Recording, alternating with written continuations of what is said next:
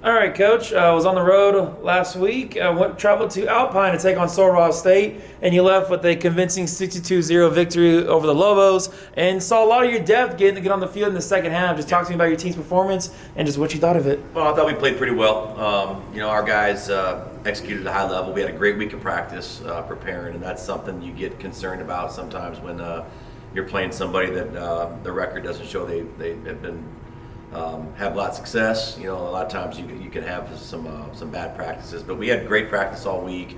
Listen, we went there and played a team, quite frankly, that they got a bunch of freshmen and a bunch of young guys playing. That team, I think, in a year or two is going to be a dangerous football team if they keep everybody together and do things. Coach Hayes has done a good job there in his short time. So they were very talented, but they were just young, so it's they made mistakes and did some things that young teams do and immature in the sense of playing level do, and we took advantage of that. So our guys did a great job. Very proud of the way our backups came in and played, and we had some freshmen get in the game and do some stuff. With that freshman rule, still be able to keep the red shirt with 4 games and stuff. So just really proud of them overall. A couple things we still got to get cleaned up, and just with communication and that kind of thing. And but it was a great week, and the numbers were good, obviously, and we ran the ball well. We took away what they do offensively pretty well too. So happy about their efforts and excited about moving on.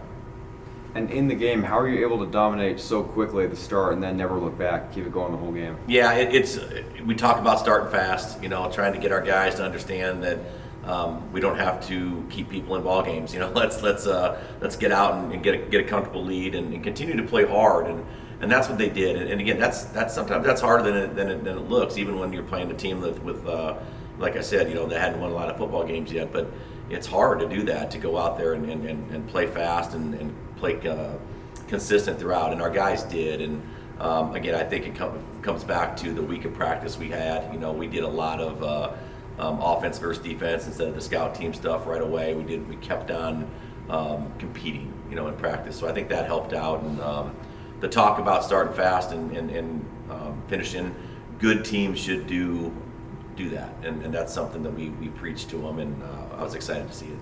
You've mentioned practice quite a bit now, but you had a 2-game losing streak. Now you've won 2 in a row. Yep. So just what was the common denominator those last 2 weeks en route to getting back on track? Well, part of it's who you're playing a little bit. We played 2 really good teams that we felt that have made a lot of improvements, and then Midwestern and Sul Ross have been struggling a little bit this year, but they're making improvements as well. But I think that's a little bit of it.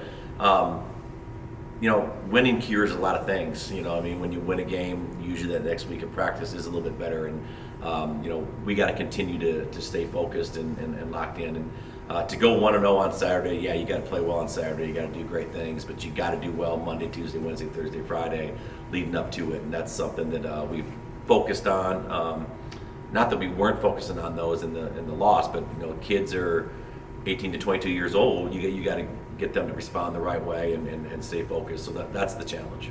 Another question kind of relating to practice as well. You just faced the last place team. Now you're facing the first place team. Yeah. Just what's the how do you manage or navigate such a transition between 2 very opposite opponents? Yeah, the talented teams, the mature teams, they don't change anything. They just continue to do what they've been doing in practice the correct way all the way through. But there's no doubt in the minds of us as a staff as well as our players. It is a different beast this week, and the focus needs to stay locked in and understand what you're going to see. And we talk to our guys all the time. These are the games you love to play in. If you come to Angelo State, you get to play in big games at times, and this is a big one. And it's a big one because it's the next one, but it's a big one also because who the opponent is. We have such respect for Central Washington and their program and what they do. I don't know that we've ever played them and it hasn't been down the last second, last play of the game for either win or lose. It's been that way. So, but they got an outstanding program. They do great things, and it's probably one of the best coached teams you're going to face all year as well. So our players recognize that on film and see that, and it's not as hard this week to get our guys fired up to practice and prepare for an outstanding game on Saturday. Going back to Sul Ross, Coach, of course, the last couple weeks you've been talking about third downs.